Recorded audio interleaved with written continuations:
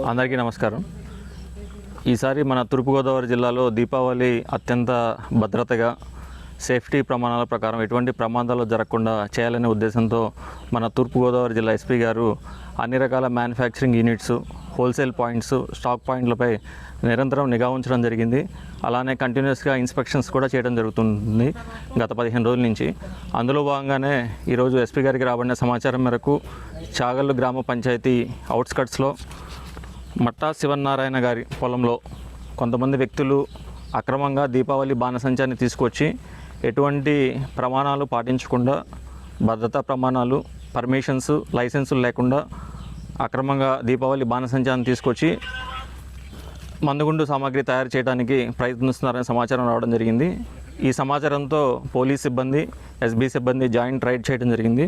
ఇందులో సూర్యకారం, potassium nitrate అంటారు, 1050 కేజీలు, గంధకం సల్ఫర్ 525 కేజీలు, బొగ్గు 200 కేజీలు, అలానే ఈ మూడింటిని కలిపిన ఎల్ఐ మిక్స్ 750 కేజీలు, మొత్తం 2525 కిలోగ్రాములు దీపావళి బాణసంచాకి ఉపయోగించేటువంటి ముడి సామాగ్రిని సీజ్ చేయడం జరిగింది.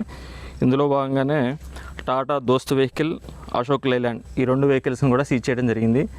ఈ ఇద్దరు డ్రైవర్స్ కూడా ఇక్కడి నుంచి ముడి సామాగ్రిని వేరే ప్రాంతానికి తరలిస్తున్నట్టు సమాచారం ఇచ్చారు.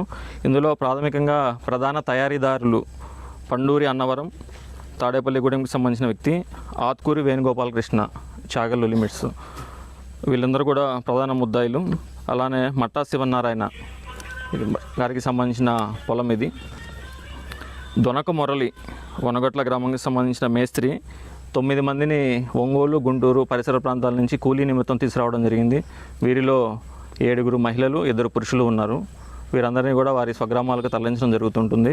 ఈ ప్రధాన తయారీదారుల మీద, అలానే ఈ పొలానికి సంబంధించిన ఓనర్ ఎవరైతే ఉన్నారో వాళ్ళ మీద ఎటువంటి భద్రతా ప్రమాణాలు పాటించకుండా, లైసెన్స్ లేకుండా, ప్రాణాలకు ముప్పు వాటిల్లేలాగా ఈ బాణసంచా తయారు చేస్తున్నారు కనుక వారి మీద section 288 BNS, section 9B explosive act ప్రకారం కేసు నమోదు చేయడం జరిగింది.